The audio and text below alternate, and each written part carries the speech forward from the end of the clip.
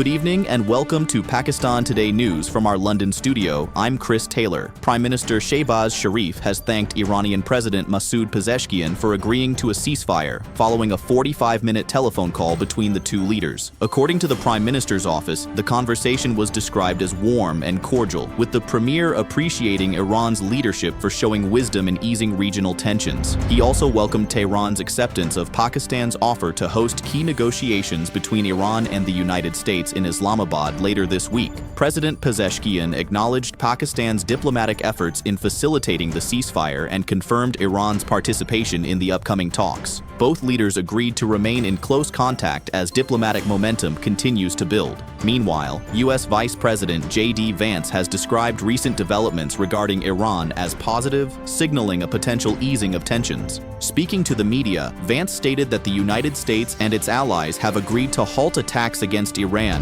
forming the basis of what he called a fragile truce. The remarks come amid ongoing diplomatic efforts to de-escalate the situation and create space for dialogue between key stakeholders.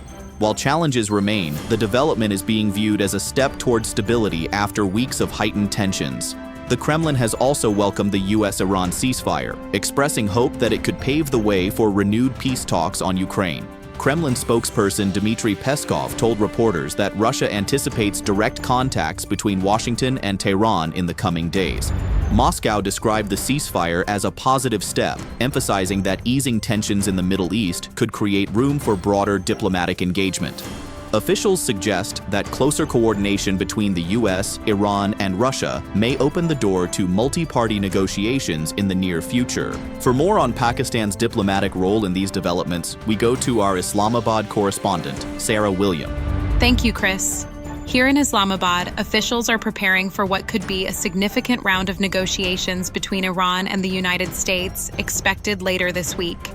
Government sources say logistical arrangements are already underway, with security and diplomatic protocols being finalized. Analysts here believe Pakistan's role as a neutral facilitator has enhanced its standing on the global stage. There is cautious optimism that these talks could lead to a more durable agreement if both sides remain committed. However, officials stress that the situation remains delicate and requires sustained diplomatic engagement.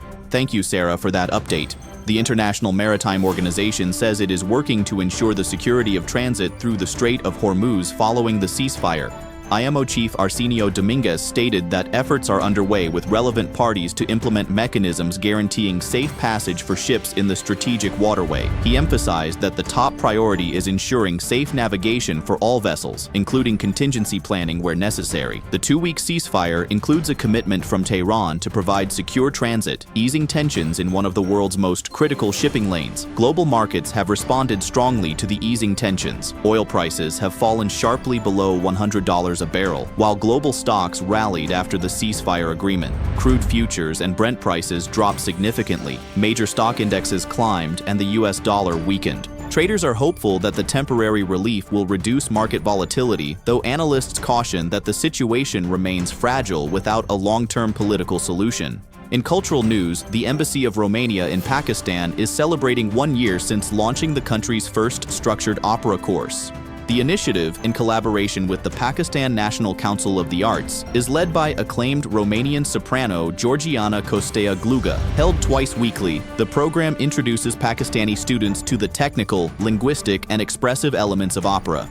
Over the past year, it has nurtured a growing community of young musicians and strengthened cultural ties between Romania and Pakistan. The embassy is encouraging aspiring singers across the country to join the ongoing sessions. And finally, the Pakistan Stock Exchange's KSE 100 index has recorded a historic surge, jumping over 13,000 points on Wednesday. The rally marks the largest single-day gain in PSX history, as investors reacted positively to news of the ceasefire between the United States and Iran. Trading was temporarily suspended due to extreme gains, reflecting strong market confidence. Analysts say the development could help stabilize the economy, ease pressure from oil prices, and attract renewed investment following recent volatility. That's all for now.